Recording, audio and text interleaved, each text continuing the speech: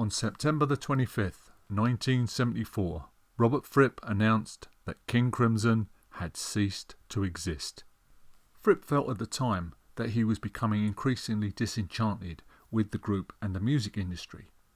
Crimson had just gone through a period where they had released, in my opinion, 3 classic albums back to back: Lark's Tongues in Aspic, Starless and Bible Black, and Red. But as the sessions started for Red, although all the material was written, Fripp says he withdrew his opinions and left drummer Bill Bruford and bassist John Wetton to direct most of the recording sessions. After the dissolution of Crimson, Robert then planned a spiritual retreat to Sherborne House in Dorset to study the work of Gurdjieff and J.B. Bennett. He spent a year winding up his affairs so he could go to Sherborne House and participate in the 5th basic course at the International Academy for Continuous Education. One of the motivations for this retreat would be to strip away the affectations of the fame he had enjoyed as a rock star and give him a more reasoned perspective of the world and his place in it. Robert also talks about an experience he had at the Reading Festival in August 1975 as another reason for his retreat from the music business. Robert Fripp: I remember just before I went to Sherborne, I went to the Reading Festival in August. A band came on stage who were actually friends of mine. Anyway, we'd been waiting an hour and a half while their laser show was being set up. I went out to the front. It began to rain. I was standing in 6 inches of mud. It was drizzling. A man over here on my right began to vomit. A man over here on my left pulled open his flies and began to urinate on my leg. Behind me there were some 50,000 people who maybe for 2 or 3 evenings a week for amusement or recreation could participate in this imaginary world of rock and roll. Then I looked at the group on stage, their lasers shooting off ineffectually into the night, locked into this same dream, except they're in it for 24 hours a day, 7 days a week, for the rest of their lives. Just as Robert was beginning that retreat in September of 75, we received what I thought at the time might be the last recorded music we would ever hear Robert play. He contributes to Eno's classic album, Another Green World. Robert plays on 3 tracks. He is credited as playing Wimborne guitar on Golden Hours, restrained guitar on I'll Come Running, and Wim Hurst guitar on St Elmo's Fire. On St Elmo's Fire, Eno asked Fripp to improvise a lightning-fast guitar solo that would imitate an electrical charge between 2 poles on the Wim Hurst high-voltage generator, as you do, hence Eno crediting his playing as Wim Hurst guitar. If you've never heard Another Green World by Eno, it's well worth a bit of investigation. It's a wonderful album. But you can't keep a good man down, and thankfully Robert Fripp did return to the world of music. Emerging in the autumn of 1976, he travelled to Toronto to help out on the sessions for Peter Gabriel's first solo record, produced by Bob Ezrin. But speaking to the Melody Maker in 1979, Fripp said this: "It was a very demoralising and depressing experience," he recalls. "I found it difficult to work with a producer. I liked him as a man, but I couldn't express myself fully in those circumstances. Neither could Peter. I actually said to Peter when he asked me to play on the album, I'll come along and make the record on this sole proviso, that if it's not appropriate for me to do it, I can leave after 3 days. Peter agreed, but after 3 days having discovered I wasn't appropriate, I didn't want to leave. I didn't want my friends to be ravaged."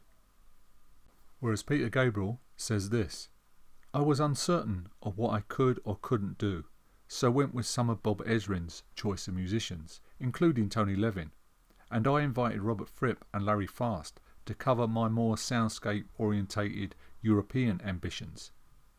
Though it was mainly recorded in a snowy couple of weeks in Toronto, I remember the sessions as fast, exciting and hot. Many of the backing tracks were put down live, working to the limitations of the 16-track tape machine. It was fun, intense and scary. with a great band, who later came on tour with me. When Peter Gabriel started that tour in March 1977, Robert Fripp played lead guitar, though bizarrely he was positioned off stage and you couldn't see him, and he also played under the pseudonym Dusty Rhodes. But for the second part of the tour, Robert's place was taken by Sid McGuinness on guitar. On the early part of that tour, you had two things happening. One was the emergence of Peter Gabriel as a brilliant solo performer, and two, Robert Fripp was just extraordinary. His playing was just off the scale, as well as being off the stage. Next up, Berlin, Heroes and David Bowie. Fripp says, I had no idea what was going on. I hadn't played as Robert Fripp for a long time. Bowie just said to me, can you play some hairy rock and roll? I said, I don't know. I expect so. So I went in to listen to what they'd been doing, and they said, well, you might as well plug in. I suppose I might, I said. The very next thing they did was put up Beauty and the Beast, and I just played straight over it. This is the way I did the rest of the album. They just put up a track, and I'd play. I wouldn't bother rehearsing, I'd just play. This, Fripp says, is the way he prefers to work, responding completely intuitively to the unexpected. In a Sound Opinions Bowie tribute show, Tony Visconti, Bowie's producer, talks about the recording of the track Heroes. Fripp was only available one weekend, so he came to Berlin, brought his guitar, no amplifier. He recorded his guitar in the studio. We had to play the track very, very loud because he was relying on the feedback from the studio monitors, so it was absolutely deafening working with him. Everyone thinks Fripp is playing an EBow. It's this magical guitar gadget called an EBow. It allows you to get loads of sustain. But it wasn't an EBow. It was just the feedback. Fripp playing this beautiful motive. And Fripp recorded a second time without hearing the first one. It was a little bit more cohesive, but it still wasn't right. And he just said to me, let me do it again. Give me another track. I'll do it again. And we silenced the first two tracks, and he did a third pass, which was really great. He nailed it. And then I had a bright idea. Look, I said, just let me hear what it sounds like with the other two tracks. You never know. And we played it, all three tracks together. And you know, I must reiterate that Fripp did not hear the other two tracks as he was doing the third one, so he had no way of being in sync. But he was in sync. And all his little out of tune wiggles suddenly worked with all the other previously recorded guitars. It seemed to tune up. It got a quality that none of us had anticipated. It was this dreamy wailing quality, almost crying sound in the background, and we were just flabbergasted. So we just looked at each other. It was just Fripp, myself, Brian Eno and David, of course. We just looked at each other and we couldn't believe our luck. Just how beautiful it sounded and how well it worked out. At this time, Robert Fripp had moved to the Hell's Kitchen neighbourhood of New York. Hell's Kitchen had a thriving punk rock scene back then, which would morph into what would come to be known as New Wave. It was during this time in New York, Fripp played on stage at a benefit with Debbie Harry and the New York Dolls, performing the Dolls classic Jet Boy. Prog meets punk. I would have loved to have seen that performance. Fripp would also go on to record with the band Blondie and appear as a guest at some of their live performances. The medium of the pop song began to intrigue Fripp, and he started to investigate it as a means of expression. The discipline of having to put your ideas across in 3 or 4 minutes or less, and to try and marry that with experimentation, really appealed to him. Fripp then received an invitation from his old friend Daryl Hall from Hall & Oates, who invited Fripp to play guitar on his upcoming solo album, Sacred Songs. On the first day Fripp appeared in the studio, he was immediately promoted to producer. The album was completed on the 2nd of November 1977, but it absolutely terrified Hall's record company. They feared its strangeness, as they said, might alienate Hall's mainstream fans. Fripp then had come up with the idea of a trilogy of albums, Sacred Songs and Peter Gabriel's second album, also known as Scratch, which Fripp produced and played on. So he had this idea of these 3 albums. Unfortunately, this didn't happen due to Sacred Songs being shelved until 1980. Fripp went on to record a solo record, Exposure, using Hall as the primary vocalist. Fripp said at the time he just couldn't keep Hall out of the studio. He was on fire. But again, Hall's record company vetoed the idea, only allowing Hall to be on 2 tracks. They didn't want their boy to be involved in all this strangeness, again fearing that it might harm his mainstream appeal. Robert Fripp: I was thoroughly demoralised and depressed by the whole experience. But Robert picked up the pieces and went ahead with his solo album, now using Peter Hamill from Van der Graaf Generator and Terry Roche from the Roches as vocalists.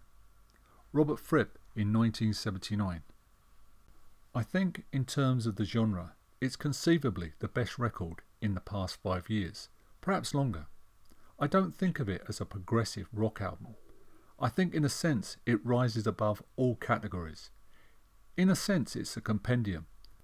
None of the components are in themselves innovatory, but nothing is dated. So I guess you could say he had some confidence in the album.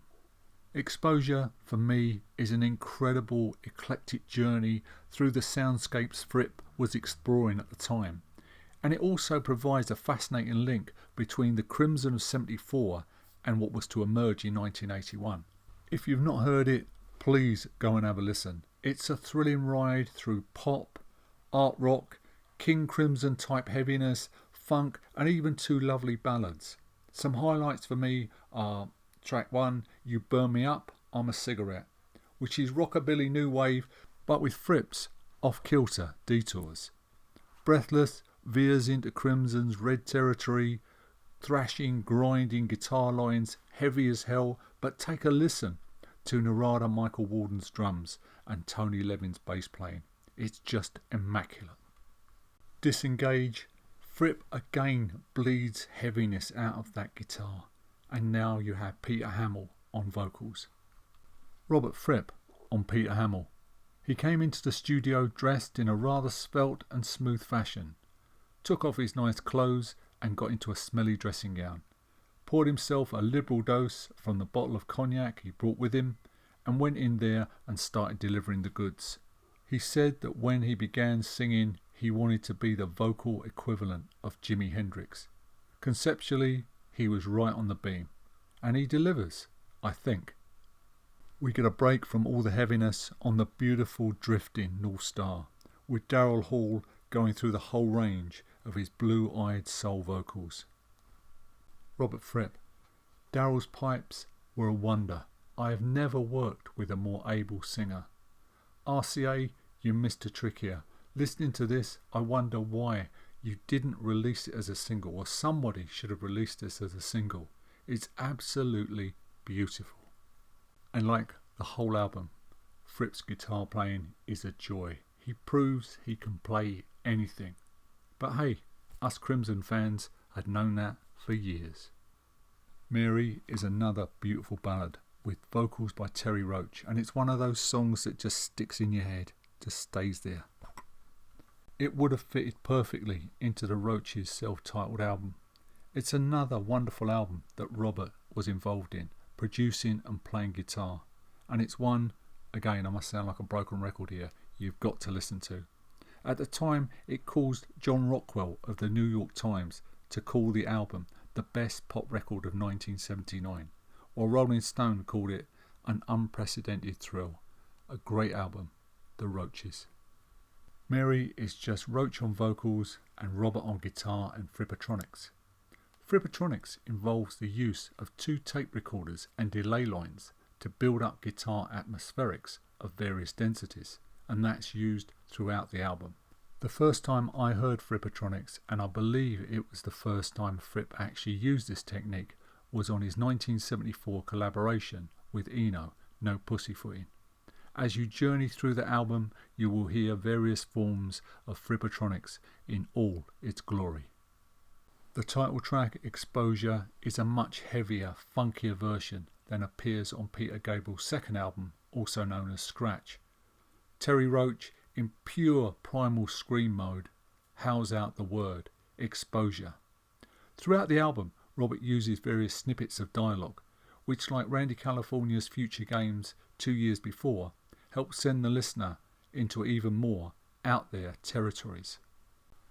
On this track we have J.B. Bennett of Sherborne House telling us it is impossible to achieve the aim without suffering. Peter Gabriel was another artist like Robert Fripp who had migrated from the progressive rock world and now was forging his own unique path, exploring a myriad of musical styles and genres. Here he delivers an incredibly moving and powerful version of Here Comes the Flood from his first album. It is just beautiful. That's all I can tell you about this track. Please, again, if you haven't heard it, go and have a listen. If that's the only thing you take from this video, please go and have a listen to this version of Here Comes the Flood. Interestingly enough, Fripp ends the album with the words, "A big hoax, a big hoax," while Future Games ends with, "Go to bed, get with it, no more of this nonsense." To be continued. In the next video, I'll be looking at Robert's Drive to 1981. Take care, stay safe, stay well. Thanks for listening, and I'll see you in the next video.